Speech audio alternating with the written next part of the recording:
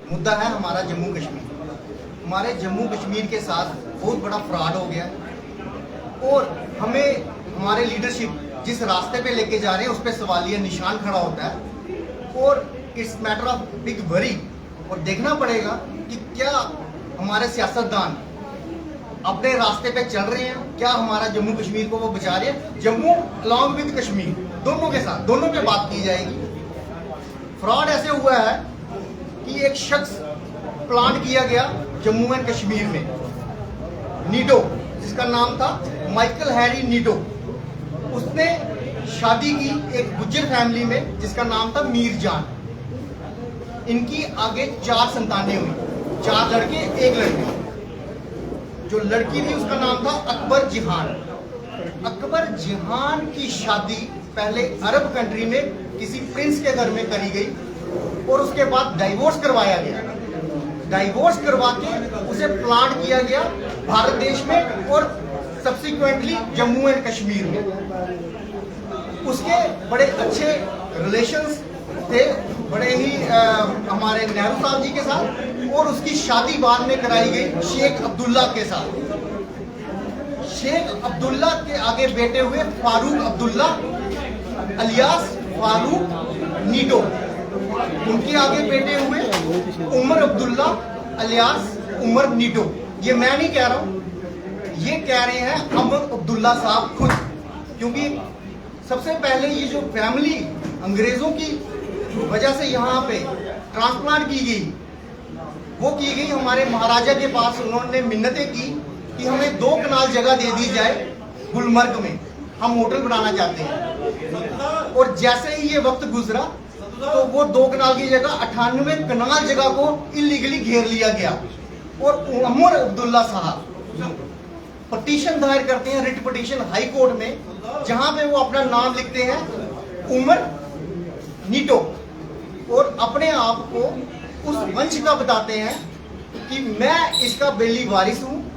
वो petition dismiss होती है, फिर एक पटिशन और सुप्रीम कोर्ट में दायर होती है उमर नीटो के नाम से। फिर उसके बाद तीसरा केस अभी 2025 में दोबारा उमर नीटो साहब ने क्लेम किया कि मैं नीटो फैमिली का इकलौता वारिस हूं और ये जो होटल की लीज है इसको बढ़ाई जाए। ये लीगल बैटल अभी पेंडिंग है और चल रही है। ये तो समझ में आ गया रिकॉर्ड देखने के बाद कि उमर अब्दुल्ला अलियास उमर नीटो, यहां तक समझ आती है, बराबर है। ये मैं नहीं कह रहा हूं, ये कोर्ट का रिकॉर्ड बोल रहा है। अब देखना यह है कि इन्होंने जो बाहरी ताकतें हैं, मैं फॉरेन फोर्सेस बोलूंगा, इन्होंने जम्मू व कश्मीर के साथ क्या फ्रॉड किया, ये हमें गौर फरमाने की जरूरत है। हमें भी, जम्मू के डोगरा लीडरों को भी और कश्मीर के कश्मीरियों को भी, जो वो कहते हैं ना कि कश्मीर की सियासत बहुत बड़ी है, हम जम्मू में कोई सियासत ही नहीं है, आज उनको कितने पानी में है वो आज उनको भी बताएंगे। सबसे पहले जम्मू से शुरू करते हैं।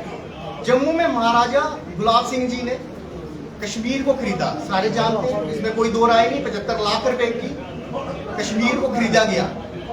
उसके बाद हिस्ट्री है, हिस्ट्री में लिखा हुआ है British agents Nehru and Sheikh Abdullah created crisis to force the Maharaja exile. उन्हें निकालने का जो षड्यंत्र रचा गया यहां से, ये ब्रिटिश ये रिकॉर्ड है, ये मैं नहीं कह रहा हूं, ये रिकॉर्ड की बातें हैं।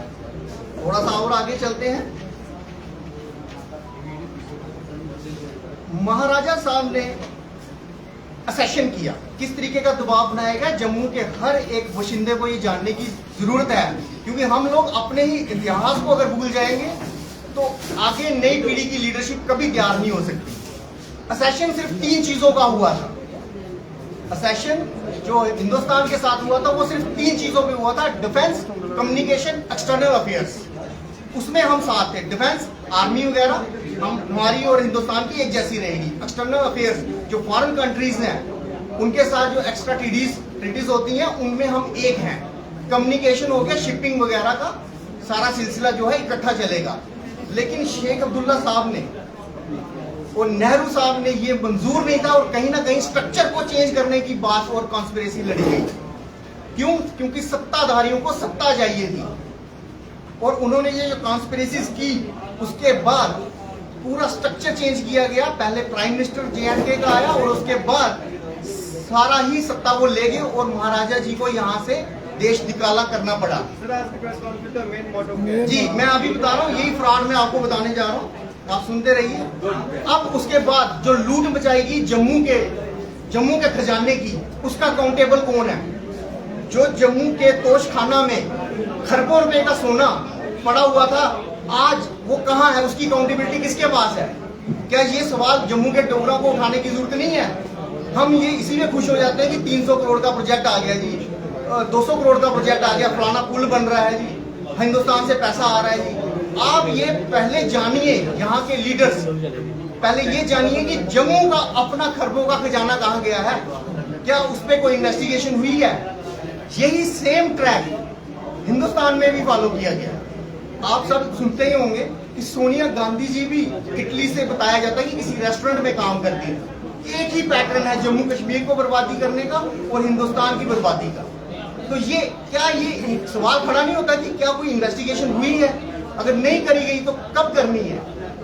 मैं तो बड़े ही साफ शब्दों का इस्तेमाल कर रहा हूँ, कहा तो बड़ा कुछ जाता है सोनिया गांधी जी के लिए, और हमने कभी उनको कभी मायके जाते नहीं देखा, कभी देखा नहीं कि उनकी कोई फैमिली पीछे से मिली थी।